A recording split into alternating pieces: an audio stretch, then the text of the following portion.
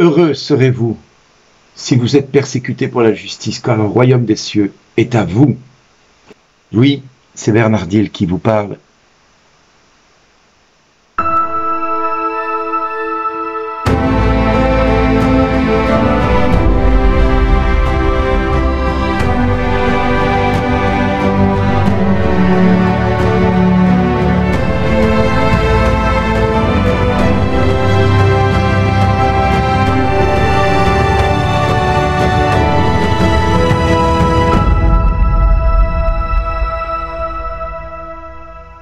Bonjour les amis, le texte d'aujourd'hui de l'évangile de Matthieu est précédé par un antième qui nous dit « Heureux ceux qui sont persécutés pour la justice, le royaume des cieux est à eux. » Et moi je vous ai dit « Heureux êtes-vous si vous êtes persécutés pour la justice, le royaume des cieux est à vous. » Volontairement je l'ai adressé à la deuxième personne du pluriel pour vous montrer que nous pouvons faire de cette parole notre propre promesse de Dieu.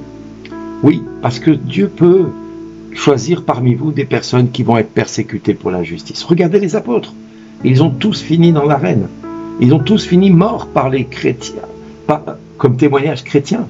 Tous sont morts, sauf Jean qui n'est pas mort normalement, qui est mort de sa vieillesse.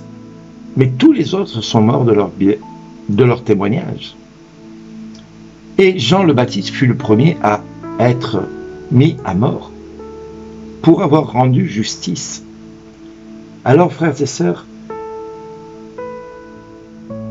si la parole de Dieu nous dit « Heureux êtes-vous, heureux ceux qui sont persécutés », c'est que tous ne peuvent ne pas être appelés à être persécutés pour la justice. Vous pouvez être heureux les cœurs purs, heureux ceux qui ont soif et faim de la justice, heureux serez-vous quand on dira faussement toutes sortes de choses contre vous à cause de moi? Oui, mais heureux ceux qui sont persécutés pour la justice, tous ne sont pas appelés à l'être. Mais moi j'ai envie de vous dire, heureux êtes-vous si vous êtes appelés à être persécutés pour la justice, parce que le royaume des cieux est pour vous. C'est pas n'importe quoi. Le royaume des cieux est à eux, à ceux qui sont persécutés pour la justice, et uniquement à ceux-là. Mais alors les autres, Seigneur, qu'est-ce que ça veut dire? Les autres, ils ont d'autres grâces, mais pas celle-là.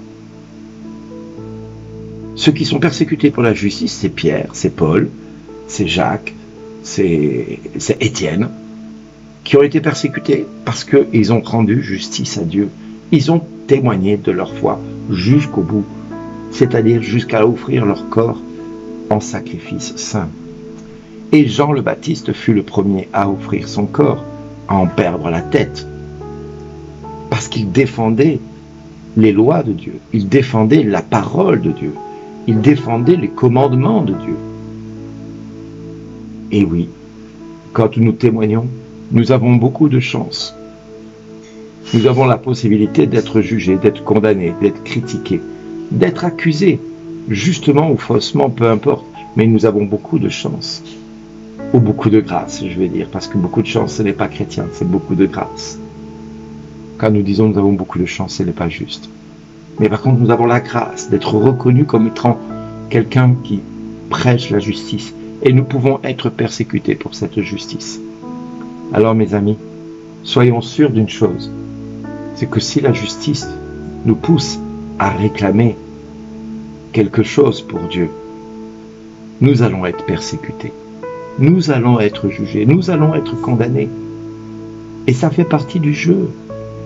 Ça fait partie du challenge, ça fait partie de la mission.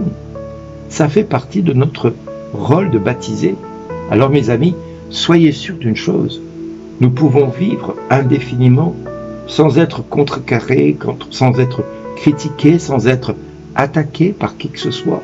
Vivre notre vie de chrétien pépère dans notre coin, sans faire de vagues, sans être persécutés.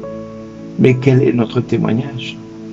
Et quelque part, notre vie de pépère ne va pas engendrer pour nous le royaume des cieux.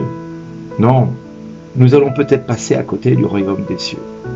Donc mes frères et sœurs, si j'ai un conseil à vous donner, soyez toujours avides de vouloir que la justice règne dans votre cœur, dans votre vie, dans vos familles, dans vos maisons. Que la justice, c'est-à-dire la parole de Dieu, qui demande à ce que nous appliquions les commandements de Dieu. Tu aimeras le Seigneur ton Dieu de tout ton cœur, de toute ton âme et de toutes tes forces, et ton prochain comme toi-même. Alors là, vous avez de grandes chances d'avoir le royaume des cieux à votre égard et pour vous.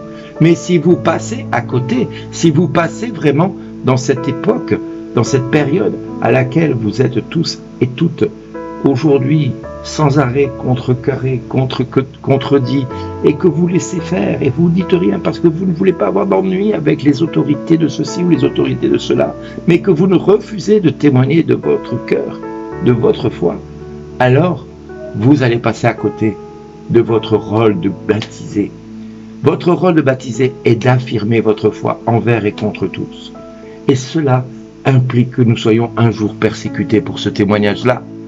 Ce témoignage qui nous appelle vraiment à donner notre vie pour le Christ.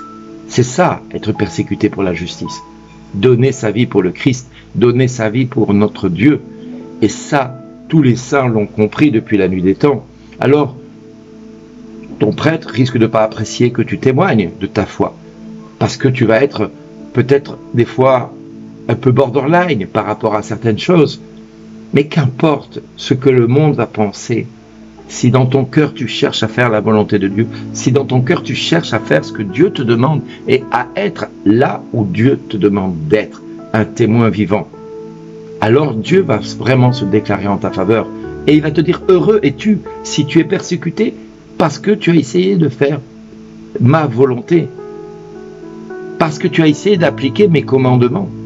Alors tu n'es peut-être pas compris par ceux qui t'entourent, par ta famille, par ton mari, par ton épouse, par tes enfants, par tes parents, par peut-être ton curé, peut-être par ton chef d'entreprise, peut-être parce que tu es toi-même aujourd'hui un petit peu fragile et qu'on va prendre cela pour un peu de folie personnelle.